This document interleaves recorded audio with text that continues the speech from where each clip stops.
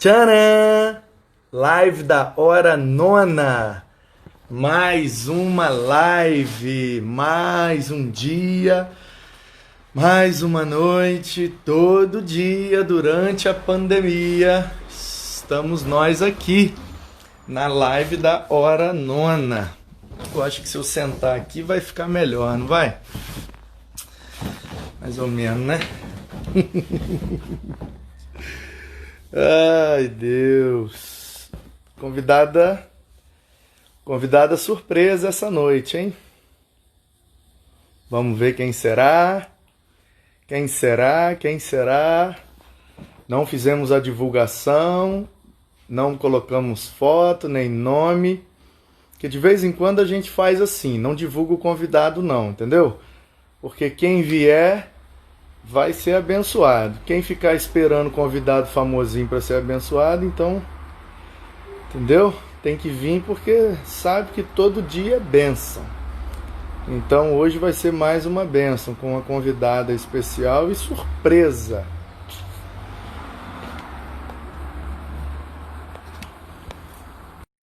Aguardar.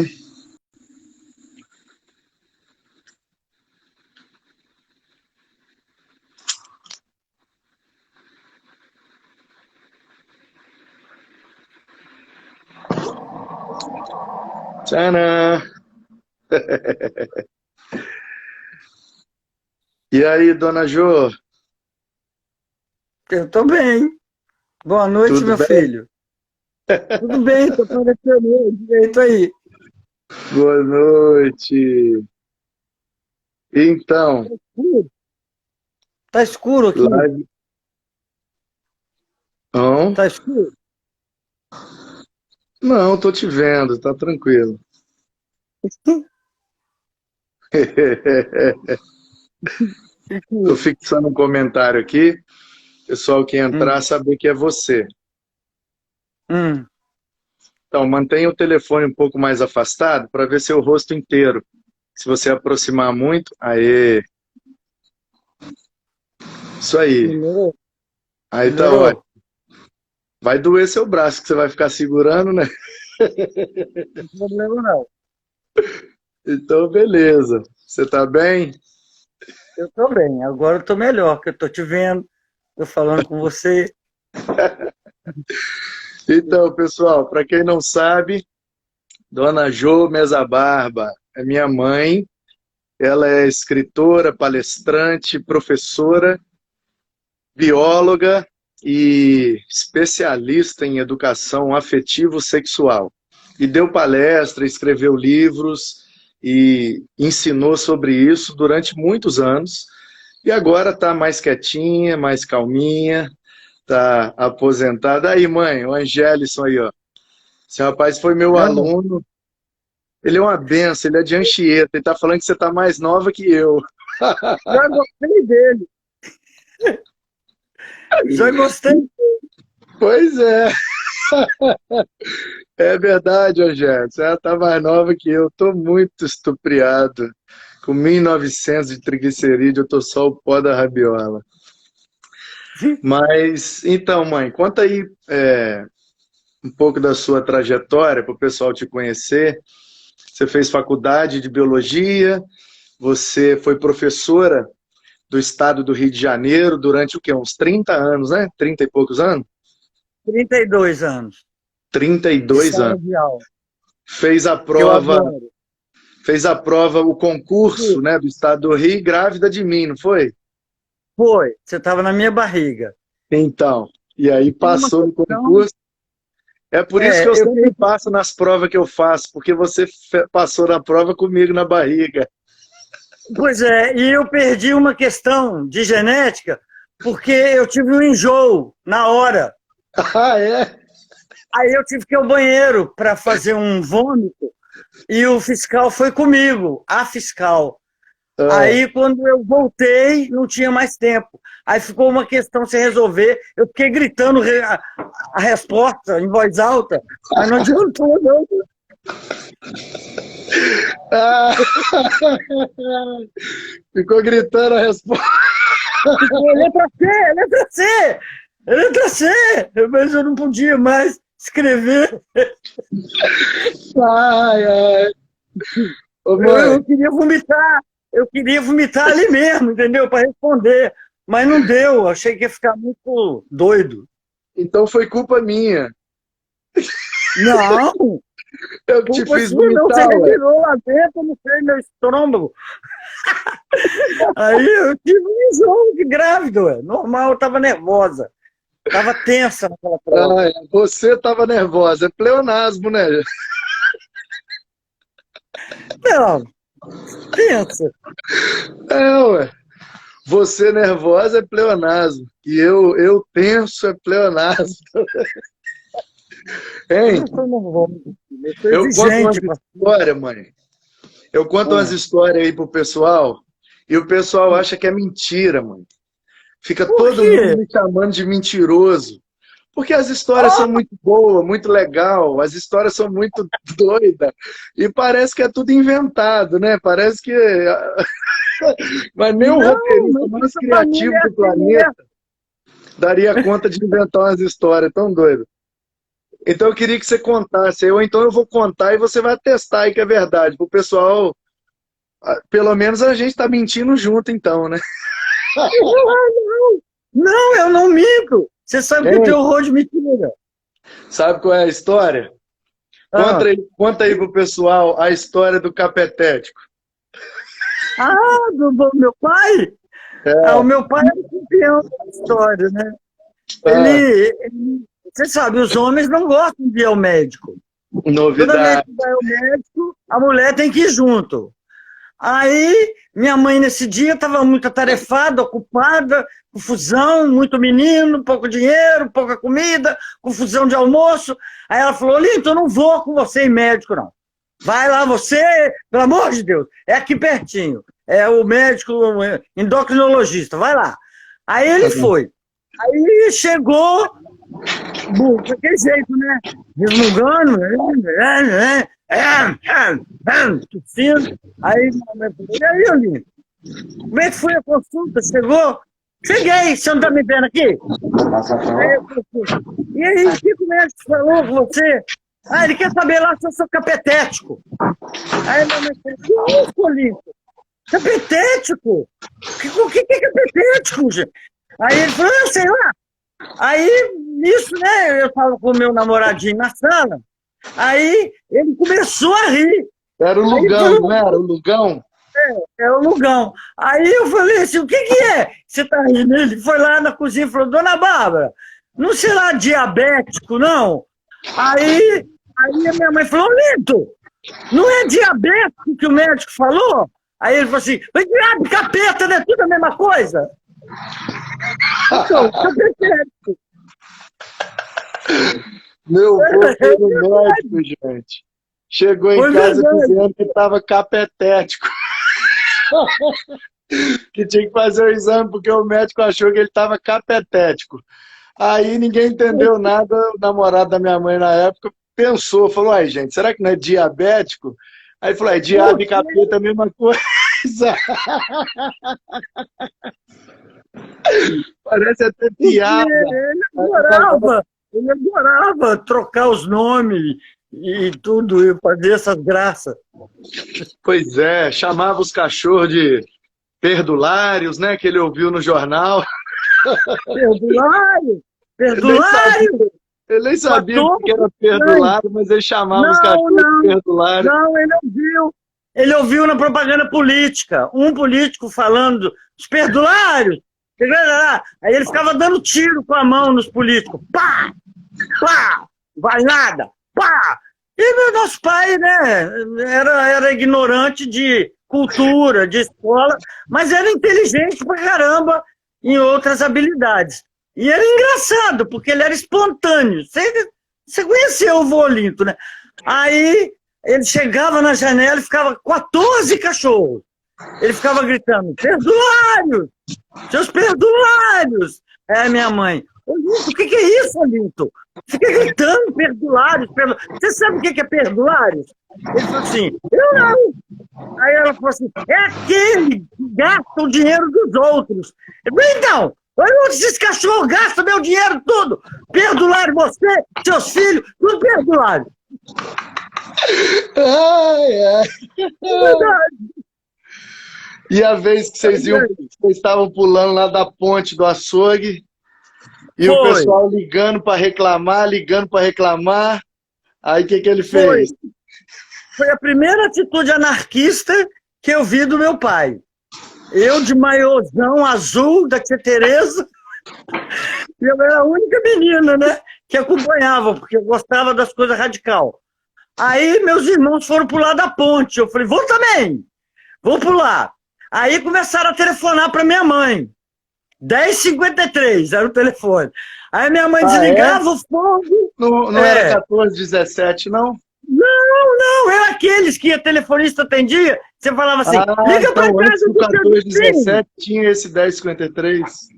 Era analógico. A telefonista falava, telefonista, bom dia. Aí você falava, liga para casa do seu Bitão. Aí ele ligava. Ninguém sabia número.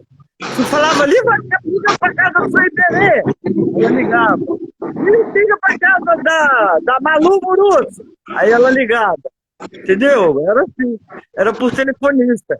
Aí depois que passou. Aí começaram a ligar para minha mãe. Dorinha, seus meninos estão pulando da ponte. Aquela menina também, a Jusiene. Era eu. Aí meu pai estava lá embaixo da oficina. Aí a minha mãe não conseguia fazer almoço. O telefone tocava sem parar. Aflição danada. Ela foi lá e falou, Linto, pelo amor de Deus, vai lá na ponte, que os meninos estão pulando da ponte, a Josiane está pulando também. Aí você sabe, né, que tem um morrinho assim para chegar na ponte.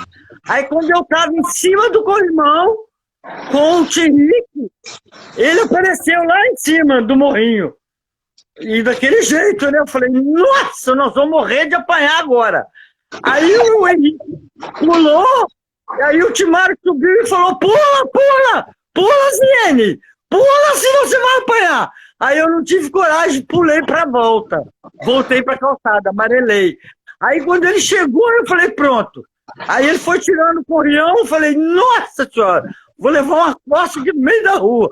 Aí ele tirou o corrião, tirou a calça, tirou a camisa, subiu no corrimão, pulou na ponte, subiu e falou, agora vocês vão cuidar do serviço que vocês e larga os meninos pular da água. Aí eu pulei atrás. Você achando que ele ia bater em vocês, ele subiu e pulou também. Pulou também.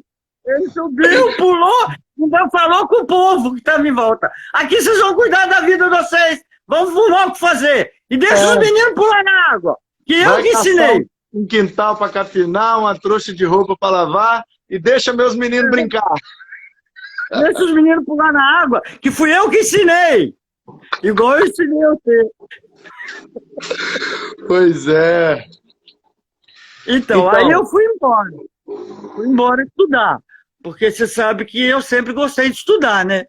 Sempre estudiosa. Aí eu fiz tudo que tinha na cidade. Corte, costura, pintura, datilografia, violão, foi uma derrota, né? Desenho, foi outra derrota. Mas eu fiz tudo que tinha. Contabilidade, curso para formação de professora. Aí não tinha mais nada para eu estudar na cidade. Eu falei, eu vou embora. Quero ir embora estudar. Aí minha irmã já estava lá, fazendo educação física em Volta Redonda. Então, aí meu pai falou assim, ela vai embora. Aí minha mãe falou, tem que ir, Olinto. Eles têm que sair daqui para estudar, para crescer, para ser alguém na vida. E blá, blá, blá. Aí meu pai falou, pronto, mais uma perdida. Porque naquele tempo, né, meu filho? Eu não sou velha. Esses meninos que são precoces. Entendeu? Uma moça sair de casa para estudar era complicado, né? E aí eu fui morar na casa da minha tia, da tia Elisete, do tio Pedro, e fui trabalhar em vários lugares até chegar ao vestibular. Eu queria ser médica, porque minha família achava que eu era, assim, cabeça boa, inteligente, guardava um monte de nome, fácil. Aí eu falei, vou fazer medicina. Mas aí fiz só um período. porque eu pirei lá dentro do anatômico, que eu não aguentava ficar vendo os cadáveres, e você não era nascido. Aí, ao invés de eu estudar anatomia, você sabe que eu sou larga de ser poeta, né? Larga de ser poeta, menino. O professor falou isso comigo. Larga de ser poeta. Eu ficava buscando a vida do cadáver. Se ele amou, se ele sonhou, entendeu? Tipo, se tinha religião, se tinha filhos, se era indigente. Eu ficava buscando, sabe? A vida e não prestava atenção na anatomia. Aí o professor olhava para mim e eu estava chorando por causa do pulmão.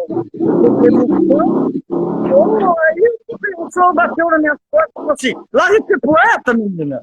Vai procurar, vai estudar biologia. Você não nasceu para estudar isso aqui, não. Aí eu falei: o quê? Vai fazer biologia. Você gosta de vida? Eu falei: eu gosto de vida.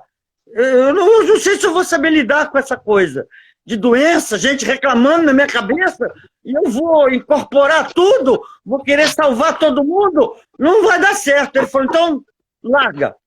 Aí eu fui, voltei para o cursinho e fiz biologia, passei lá em segundo, terceiro lugar no vestibular, e fiz biologia e professora primeiro, e sou muito feliz, fui muito feliz e ainda sou bem realizada com as minhas profissões, com as minhas carreiras.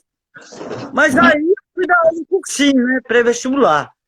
Também naquele tempo era 100 alunos, microfone, e eu não tinha paciência para usar microfone, não existia microfone sem fio, eu tropeçava naquele fio, eu enrolava aquilo no meu pescoço, me enforcava, entendeu? Então eu resolvi não usar microfone, mandar o vozeirão mesmo, e pedir a Deus, me ajuda, que eu atinja o último lá da sala. Aí comecei a dar aula em cursinho pré-vestibular, isso aí, você já lembra, né? Estudava a noite inteira, ficava até 2, 3 horas da manhã em cima dessa apostila, do MV1, depois do positivo, estudando, porque a gente na faculdade, eu era muito dedicada, eu estudava, eu já estava pensando biologia, sabe? Eu já estava dentro da célula, o professor falava, eu já estava lá dentro da mitocôndria, entendeu? Mas a gente sai da faculdade assim, né? Meio pedra, meio tijolo. Aí quando você começa a trabalhar, a dar aula, aí que você vai. Cada aula eu descobri uma coisa, eu aprendi, eu associava, eu anotava. Olha só, é isso mesmo.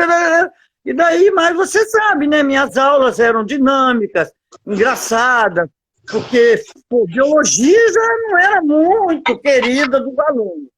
Aí, como eu amo biologia, falei: não, eu tenho que passar esse amor que eu tenho pela biologia, que é a nossa vida, é a vida do planeta. Então eu vou dar uma aula do jeito que eu sou, com alegria, com dinamismo.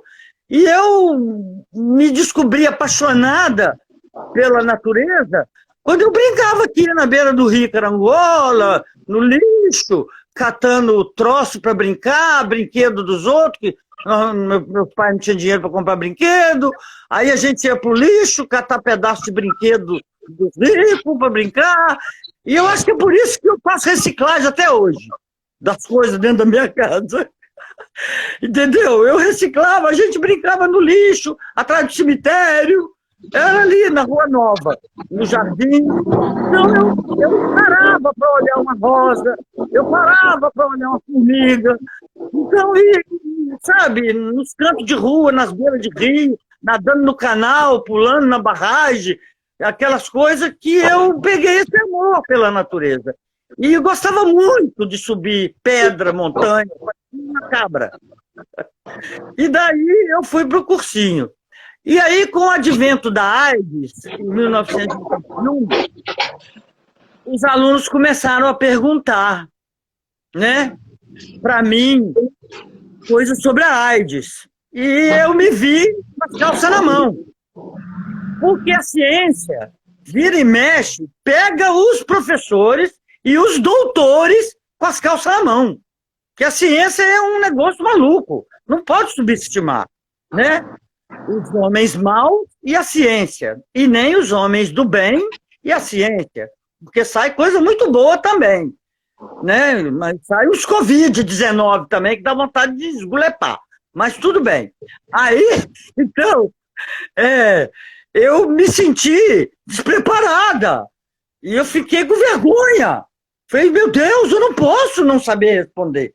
Não, mas na próxima aula eu vou trazer informações sobre AIDS, HIV, essas coisas. E aí meti a cara. Fui parar no Rio de Janeiro, me enfiei dentro da ABIA, Associação Interdisciplinar de AIDS, entendeu? Ali no Adoc Lobo, no Rio de Janeiro. Aí fui embora, fui interagindo, fui parar na UERJ, na Medicina Social, fiz um curso lá, e daí comecei a fazer palestra, entendeu? Assim, eu comecei a falar sobre AIDS tão legal que começaram a me chamar nas outras escolas. Aí, quando eu vi, eu já estava dominando a questão do HIV, né? Com a questão do sistema imunológico, explicando aquilo tudo, as formas de transmissão, os cuidados que a gente deveria ter, e etc. A juventude, a adolescência, pelo amor de Deus, calma, vocês estão com muita pressa, e agora tem um HIV no meio, né? Meu amor agora é risco de vida, né? Que nem Cazuza falava, né? Meu sexo underground, meu amor agora é risco de vida, por causa do HIV, que eu gosto muito de Cazuza. Aí eu falei, gente, e tal, fui fazendo palestra. Aí quando eu vi, eu estava sendo chamada para todo lado da região, e aí eu fiquei 20 anos falando que eu ia escrever um livro. Aí essa parte você já acompanhou, né, meu filho? Você só me via saindo de casa para trabalhar, para trabalhar, para trabalhar. Às vezes eu saía também para ir uma festa, uma balada, uma resenha, que agora é resenha que fala, né? Às vezes gostava de ir numa resenha de vez em quando, mas e criando vocês, né? Vocês, seu irmão, e ali, na batalha. E estudando. Você lembra, né? Quantas vezes eu virava à noite estudando, porque eu queria saber as coisas direitinho, igual você, aí no seu ministério. Aí eu fui fazendo palestra, fiquei 20 anos, meu filho, falando que eu ia escrever um livro porque a plateia pedia. Aí, depois, em 5 anos, eu publiquei 4 livros. Entendeu? E tentando passar um pouco da minha experiência sexual de criança, de jovem, e você sabe que eu casei sem ter relação sexual, né? Eu casei com seu pai e eu era donzela, né? Eu não tive relação sexual antes do meu casamento, não quis ter. Não era nem por questões religiosas, era medo do meu pai e porque eu tive aulas de ciência e professores me mostraram que você pegar uma manga verdinha, por isso que o meu primeiro livro chama Manga Verde da Indigestão. Porque uma manga verde com sal, no interior, isso é comum, é até gostoso, mas não se compara a uma manga madurinha, aquelas pintadinhas, né? Quer dizer, o corpo maduro, o corpo adulto, pronto para ser desfrutado. E a manga é uma fruta, né? Aí, pronto, aí eu comecei partindo daí, e os meus livros todos, eu trabalhei a educação afetivo, faço questão desta palavra, afetivo, e estamos brigando até hoje para o Ministério da Educação colocar esta palavra na área da sexualidade, na Câmara Técnica da Sexualidade. Eu e o Conselho Federal de Biologia, que aprovou meus livros, aprovou meu trabalho. Eu sou delegada regional da SBRASH, Sociedade Brasileira de Estudos em Sexualidade Humana. A minha linguagem é através da Casa Corpo, e eu trabalho pelo lado biológico, que é uma criação de Deus perfeito, né? Perfeita, e impressionante como que um lugar que foi programado, que foi desenvolvido, adaptado, junto com a evolução, para gerar vidas. E ainda com amor, cara. Com prazer. Olha só, um prêmio. Você ter prazer por trazer uma nova vida ao mundo, que é o orgasmo. Ter sido transformado nessa bagunça que virou aí.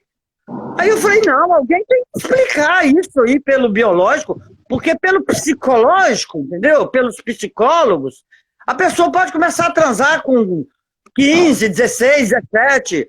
Agora aí, um povo aí atrás do passado, estava falando até que criança de 5, 6 anos pode escolher se é menino, se é menina. Que gente doida! Que negócio é esse? Peraí, a natureza tem o seu programa, o DNA tá ali. Isso aí é de fora para dentro. E a sexualidade humana é de dentro para fora. E ela tem etapas. Ela tem etapas de crescimento e amadurecimento. O corpo e o sexo crescem. Quem mora lá dentro amadurece. E a sexualidade tem consequências. Porque é uma área de foro íntimo, né? E que, de certa forma, foi velada, virou um tabu, mas um tabu que eu não acho tão ruim. Porque se escrachar tudo, eu acho que vai perder a graça. Vai perder, entendeu? Vai perder o elan, vai perder a noção, vai perder o prazer da descoberta, né? A alegria, o prazer da sedução. Né? As meninas não são donas do seu gesto feminino mais.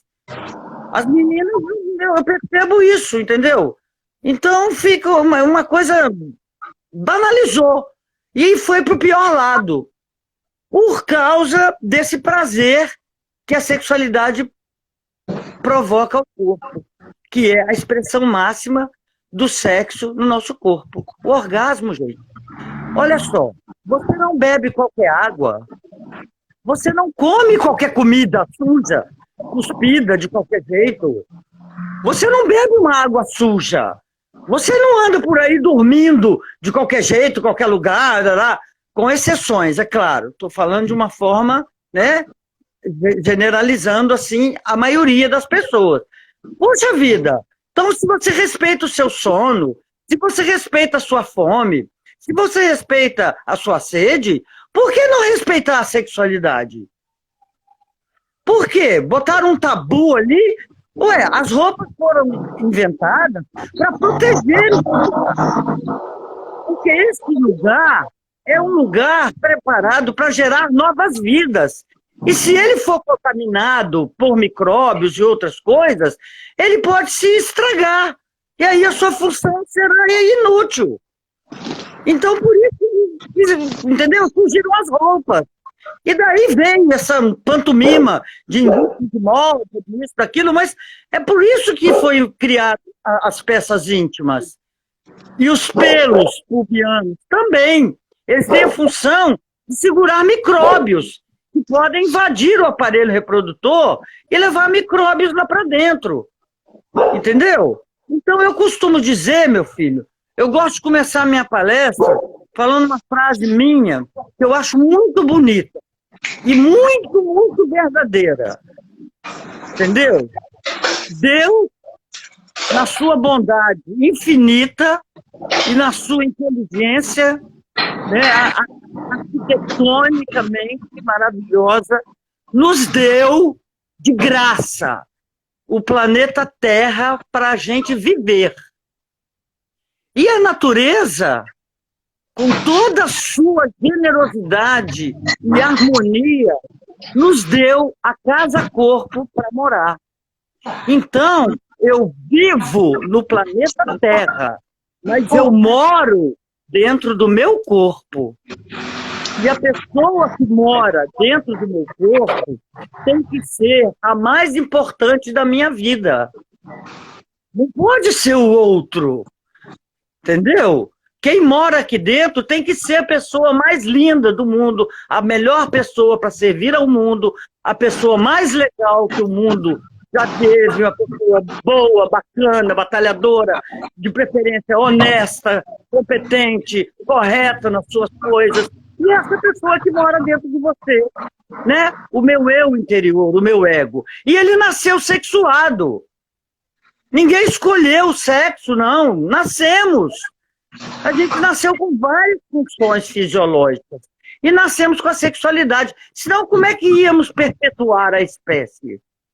Então, a língua... Por que a língua tem paladar? Por que você sente prazer dos alimentos? Para você não esquecer de se alimentar. Por isso você tem a fome. Né? E aí você tem uma recompensa. Olha como que a natureza é muito perfeita, muito sábia. Para que a pessoa não esqueça de se alimentar, eu vou dar a fome. E em compensação eu vou dar o paladar. Que a gente podia comer papelão, areia, achando que era farofa, entendeu? Um papelão redondo, parecendo uma pizza. Tá? E não saber o gosto de nada. Comer capim, achando que era agrião, alface. E não sentir gosto de nada. Então, em recompensa, nós ganhamos o paladar. Mesma coisa é o sono. Para que esse corpo, para que essa máquina perfeita repouse, descanse, recarregue sua bateria, eu vou dar o sono. E em compensação, você vai ter o prazer de dormir. E é tão bom que a gente nem acredita que é de graça, né? E aí assim vai. Para poder não esquecer de se hidratar, para poder não esquecer de beber água, eu vou dar a sede. E tem coisa mais gostosa do que um copo d'água na sede do deserto, no deserto da sede? Quando você chega assim, com a boca seca, pregando, igual você está aí nessa obra, com um poeira, você bebe aquele copo d'água redondinho, você não tem um prazer muito grande em chegar numa biquinha d'água e beber água na folha de inhame? Ó, a poeta. Entendeu? Eu acho isso maravilhoso. E a mesma coisa é a sexualidade. Eu vou dar o sexo, mas eu não posso colocar o sexo no corpo depois de adulto. Ele já vai ter que nascer com o sexo. Mas só que infantil. Como tudo. O estômagozinho infantil. Você tem coragem de dar uma pizza para um bebê de 1 mês comer? Não. O que você dá a um bebê para comer? O que você dá a uma criança para comer? Dorme. Como é que o bebê dorme? Como é que você dá água para um bebê? Como é que você serve água a uma criança? Então, assim é a sexualidade. Não tem erotismo. Eu não aguento essa gente erotizar a infância. Entendeu? Não tem erotismo. A criança não tem hormônios do erotismo. Ela só tem a sexualidade primária. A secundária vem depois da adolescência. E é uma fase de descoberta e aprendizado. Não é para praticar, não. Entendeu? É para poder esperar amadurecer a fruta, gente. E aí, a natureza também nos deu o fato de nos autodescobrir. A masturbação ou a poluição noturna. Para os meninos, a poluição noturna. Ué, qual o rapaz que não já acordou com uma ereção, com um sonho erótico ou com um pensamento erótico? Isso não é crime, meu Deus. Nenhuma criança morre de fome lá na África porque você teve uma ereção noturna. Ah, quando você sair da porta do seu quarto, você vai ver que está tudo no mesmo lugar. E com o seu Deus, o seu amor, o seu caráter é o mesmo. Isso não te torna uma pessoa suja. A não ser que você faça isso com um caráter vulgar, inadequado, no lugar inadequado, na hora inadequada, porque isso é de foro íntimo. E eu acho barato a sexualidade ser íntima e não escondida. Olha a diferença entre a palavra íntimo e escondido. Muito grande. Então, eu procurei trazer essa comparação com as outras funções fisiológicas para poder ficar bem claro para o jovem, para o adulto, até para criança. Você sabe que eu faço trabalho, só que a gente, dentro da pedagogia, você tem a terminologia adequada. Com adulto e com adolescente, eu posso usar a palavra excitação. Com a criança, eu uso a palavra emoção, sensação. Né? Você tem a pedagogia que você tem que adequar a linguagem. Se eu vou falar numa igreja, que eu já falei em todos os lugares, já falei em quase todas as denominações religiosas, da chamada, já falei até em oficina mecânica, porque não tinha espaço, aí botou todo mundo lá e eu mandei brasa, entendeu? Tá me chamando, eu tô falando. Ah, mas nós não temos dinheiro para te pagar. Falei, e daí? Depois a Light me contrata. A Light é uma empresa rica, eu cobro dela 3 palestras, aí ela paga de vocês. Nunca deixei de falar num lugar por causa de dinheiro, meu filho. Nunca. Porque depois, a Varig... Deixa eu te fazer uma pergunta. Eu vou embora. Porque eu nem fiz pergunta nenhuma, você já falou 40 minutos. Eu te falei, eu dou uma palestra aqui. Mas é bom, sabe o que é bom? Que aí o pessoal sabe. Que aí o pessoal sabe de onde que vem esse meu negócio de falar demais, entendeu? De ser prolixo. Explicadinho, né? E explicadinho. Porque deixar os outros se adivinhar, não gosto, porque eles podem adivinhar coisa que eu não falei. Então, por isso que eu gosto de explicar direitinho. Tá, então, deixa eu te fazer uma pergunta então. Calma, respira, bebe uma água aí.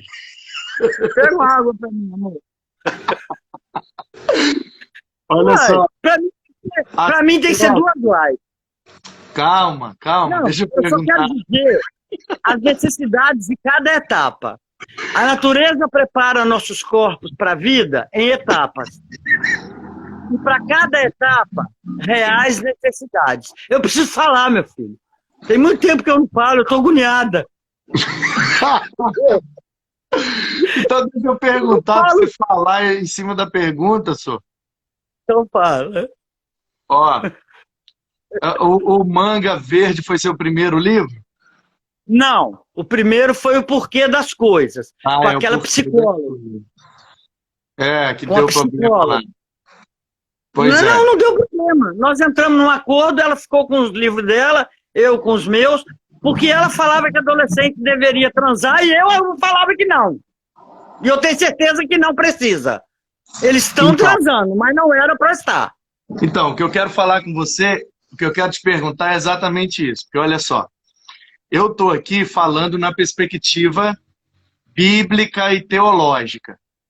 Você está aí falando na perspectiva afetivo-sexual e fisiológica, né? Sim. Então, mas nesse ponto, apesar de você estar falando numa perspectiva fisiológica e eu estar falando em outra perspectiva espiritual, bíblica e teológica, a gente está chegando no mesmo ponto. Porque as pessoas acham que as religiões são castradoras, que elas proíbem, que elas criam uma série de regras e tabus para estragar os prazeres das pessoas. Só que a verdadeira religião, a religião coerente, uma religião de fato bíblica e que pensa na saúde espiritual das pessoas, ela nunca vai caminhar por esse trilho de proibições, de tabus, de regras, de regimentos e etc.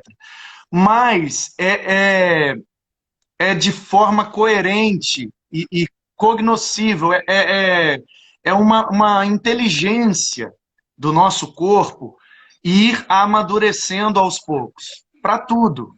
Para tudo. A gente não deixa um bebê sozinho em casa, fazer as necessidades dele no banheiro, dar um fogão e um saco de arroz e feijão na mão do menino de 2 anos e fala, se vira, faz sua comida. A gente não exige maturidade de quem não tem maturidade. Para nada. Então, por que é que a gente iria deixar livre, leve e solto a sexualidade na vida daqueles que ainda não têm maturidade para lidar com isso? Então, nossa, não é nem uma questão de Bíblia, não é nem uma questão de religião, é uma questão de inteligência, uma questão de coerência com as coisas. Uma pessoa que não tem maturidade para lidar com algumas questões também não tem para lidar com outras. Então, é aos poucos que a vida vai acontecendo e amadurecendo. Então, eu queria que você explicasse essa tese. Por que é que o seu livro se chama Manga Verde da Indigestão?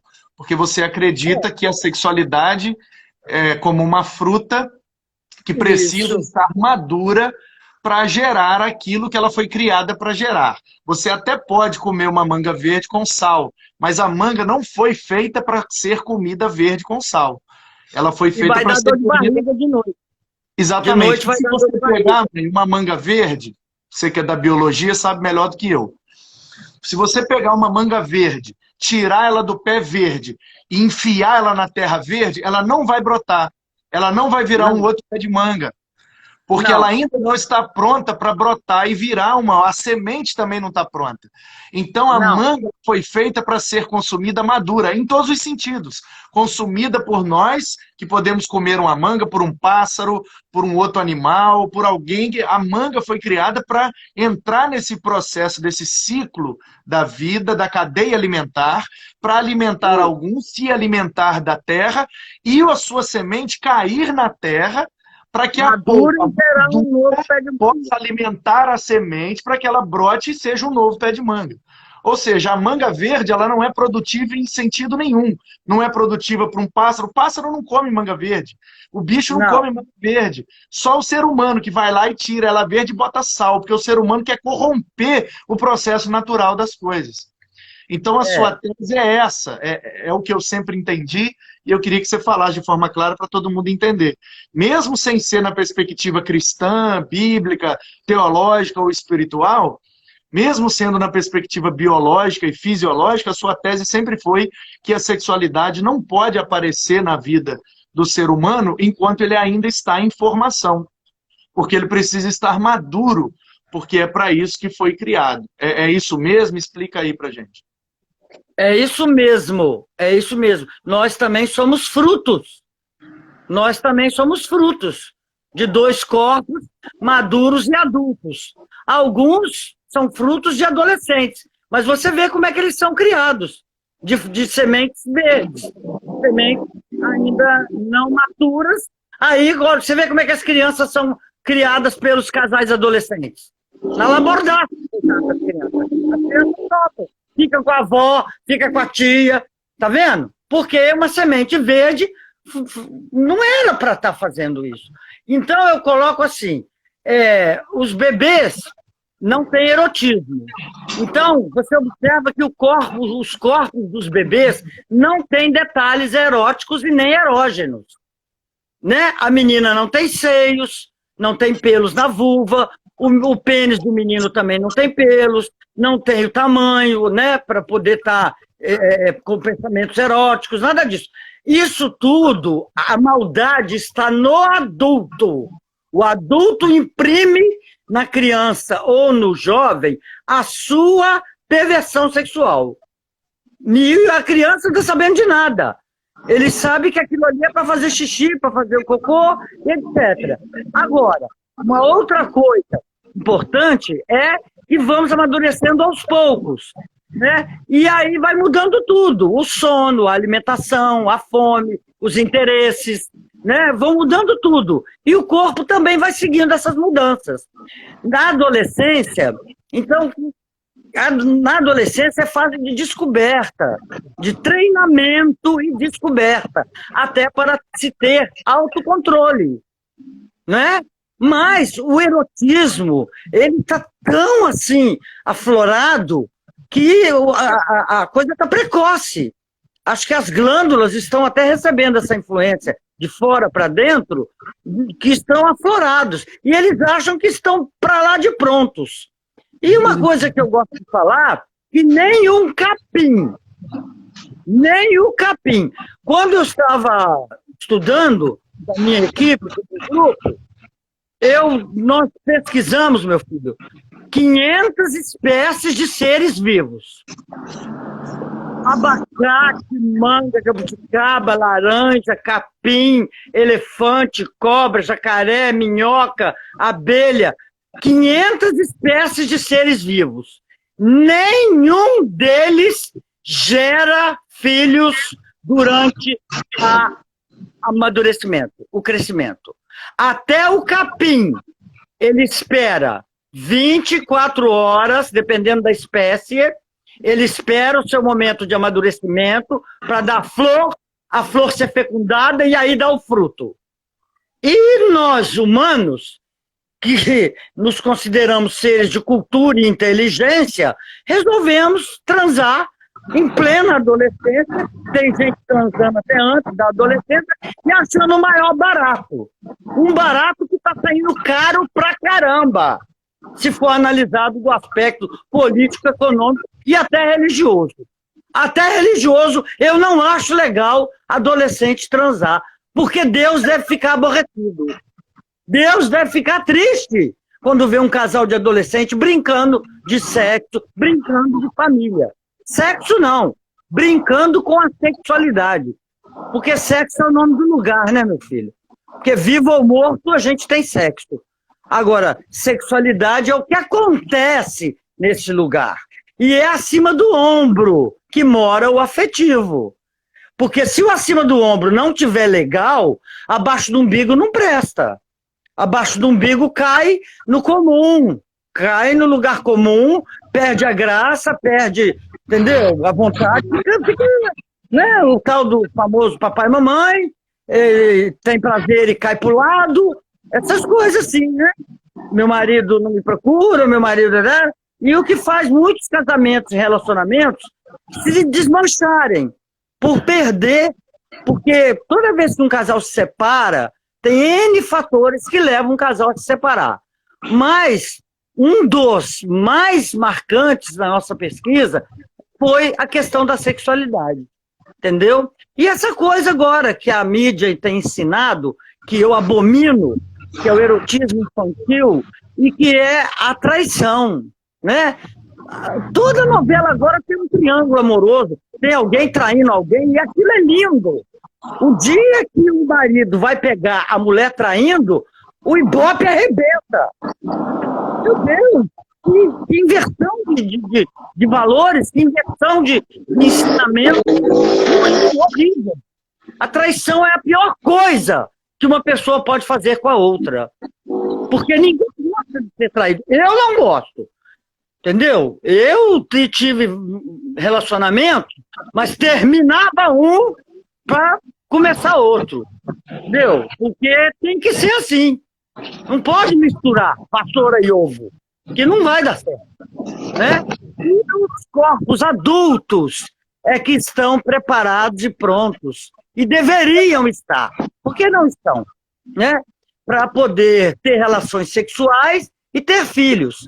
Agora, se você pertence a uma denominação religiosa, cujo dogma, cujo estatuto lá, coloca isso como um item. Então, respeita. Você não respeita os outros? Respeite esse também. Ah, peraí! Você controla a fome, você controla a sede, você controla o sono, e não vai controlar a sexualidade por quê? Porque não quer. Porque quer ser pra frente, quer ser da hora, quer ser da moda, tem que estar dando pros meninos, nem sabe o que está fazendo, entendeu? Os meninos estão lá sentindo prazer, do bem ou mal, usando as bobinhas, as tolinhas, e elas não sentem nada. Que a maioria das mulheres, segundo a Organização Mundial de Saúde, do último periódico que eu recebi, não sabem o que é prazer, não sabem o que é orgasmo. Por quê? Porque não tem paciência. Ninguém ensina, ninguém explica nada. A escola é hipócrita, a família não sabe falar. E como é que a família vai falar o que falaram com ela? A escola vai falar, leva bomba. Né? Eu entrei em muitas escolas e fui, assim, graças a Deus, muito bem recebida. Mãe, esse amadurecimento tem que ser respeitado. Mas alguém tem que pensar. Dá uma dica para quem tem filhos adolescentes, precisa ter uma conversa sobre isso. Dá uma dica aí, como é que faz? Ué, vai perder a noite de sono, vai perder a balada, aí, ao invés de ir assistir o show, vai ficar com o choro da madrugada, entendeu? E o corpo, minha filha, você tem uma coisa chamada assoalho pélvico. Menina que transa muito cedo, o trem arria tudo quando fica adulta. E pode adquirir câncer de colo de útero, além de doenças sexualmente transmissíveis, porque a camisinha está na carteira, a camisinha está no bolso. E eu não gosto dessa camisinha. Essa camisinha é para adultos. Adolescente não precisa de andar com camisinha. Para quê? Ele não vai transar. Para que camisinha? Pode abraçar, pode beijar, entendeu? Pode, né, empurrar a parede um pouquinho, no namoro, dependendo do grau do namoro. Poxa, acabou o namoro, acabou o noivado, que era uma expectativa, uma coisa legal, né, para a descoberta do outro, e o casamento, né, que era, né, como é que fala? A culminância, né, daquele relacionamento.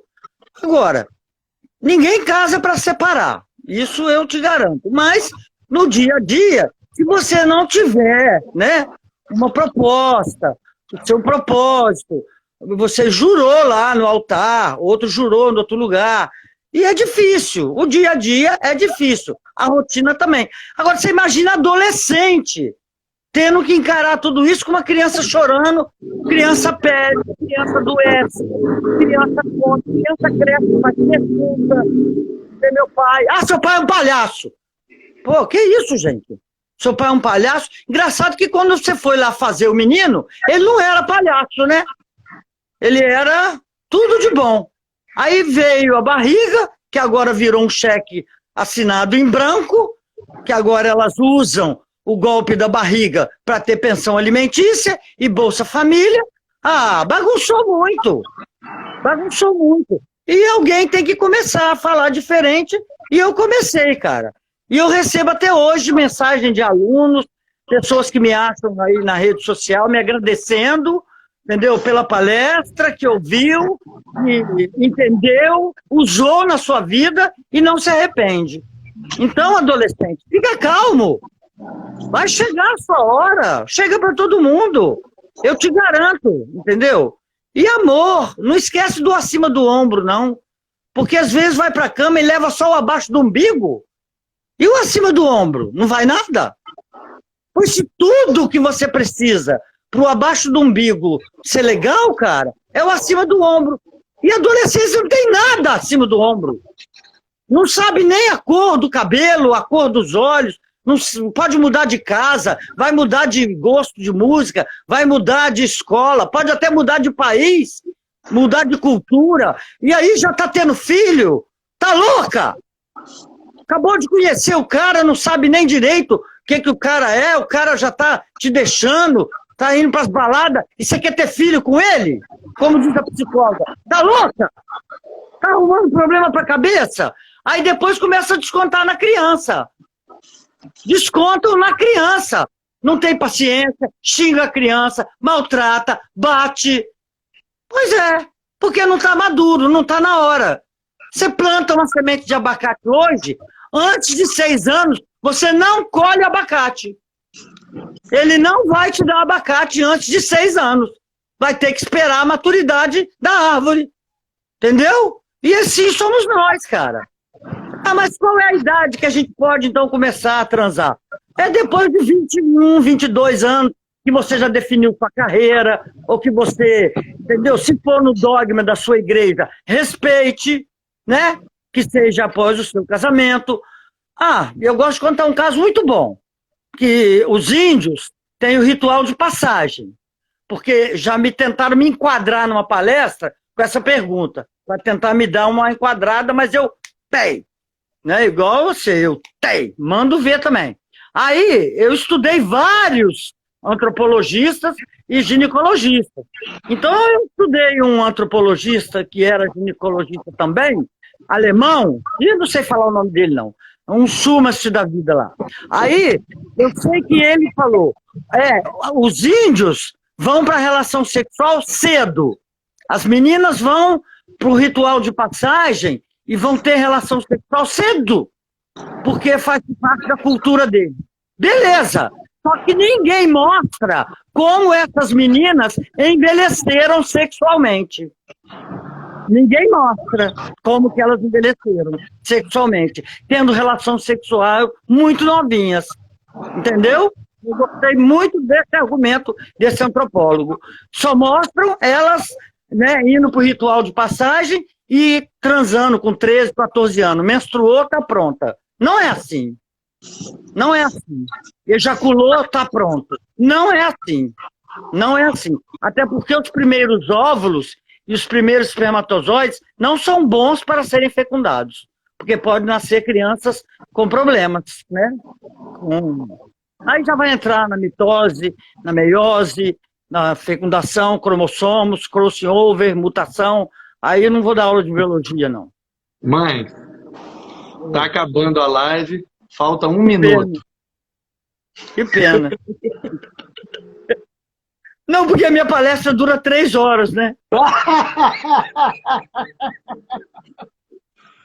E se deixar, dura até 30, né? Pois é, porque é um assunto tão bom, não é? É um assunto tão gostoso de falar, e de fazer e de vivenciar na hora adequada, cara. Na hora adequada. Chupar uma jabuticaba verde, comer um abacate verde, horrível, né? Eu vou pelo biológico, que eu acho que é o mais lógico.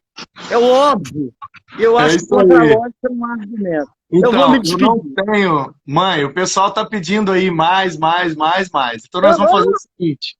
É no mesmo? próximo domingo, o convidado de hoje não pôde fazer. Vou remarcar com ele para um outro dia de semana. E no próximo domingo, eu ainda não tenho nenhum convidado. Então vamos deixar combinado aqui que no próximo domingo a gente continua esse papo, tá bom? Tá bom, eu quero que você fale dos outros livros, das outras palestras, dos lugares que você andou e tal. Uns casos engraçados que aconteceram durante as palestras. Também. Tá bom? Tá. Então, tchau. Então, tá obrigado, bom. Beijo. Um abraço a todos, que Deus abençoe. Adolescente, fica calmo, meu filho. Vai pro banheiro, vai pro seu quarto, quietinho, fecha a porta, lava a mão, entendeu? E pronto. Isso. Ó, deixa eu falar, isso aí é a opinião dela, hein? Ela é bióloga, ela é especialista no negócio, não é o pastor que mandou você fazer nada, hein? É a opinião da convidada. É melhor você fazer sozinho na sua casa, no seu quarto, no banheiro, quietinho. Ninguém precisa saber, é uma necessidade sua. Você vai se descobrir, você vai ter autocontrole, e quando você for mais adulto, você vai ver como é muito melhor. Tá. Não, então, não é crime. Antes que você me complique. Se fosse pecado, eu estava no inferno. Tchau, beijo. Beijo grande para todos. Valeu, até no próximo domingo. Te amo, meu Big.